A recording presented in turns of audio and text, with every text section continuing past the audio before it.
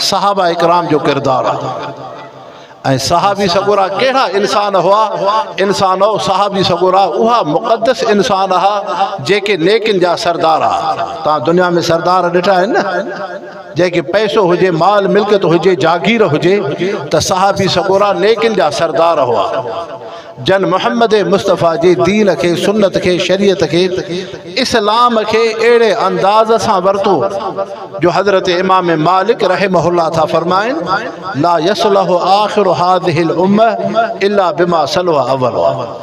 जहिड़े बि दौर में तव्हां मुसलमान हुजो, लेकिन तव्हांजी फलाह, तव्हांजी बहबूदी, तव्हांजी इज़त, तव्हांजो वक़ार, तव्हांजो शिआर, तव्हांजी सुञाण पहिरियनि मुसलमाननि जे नक्श क़दम ते आहे। जेकॾहिं अॼु हिन सदीअ में तव्हां असां मुसलमान रहूं था, पर जेकॾहिं तव्हां असांजो अमल ऐं किरदार ऐं ज़िंदगी पहिरियनि मुसलमाननि सहाबा इकराम रिज़वानुल्लाह अलैहिम अजमईन जे नक्श क़दम ते आहे त तव्हांजी ज़िंदगी कामयाबु आहे।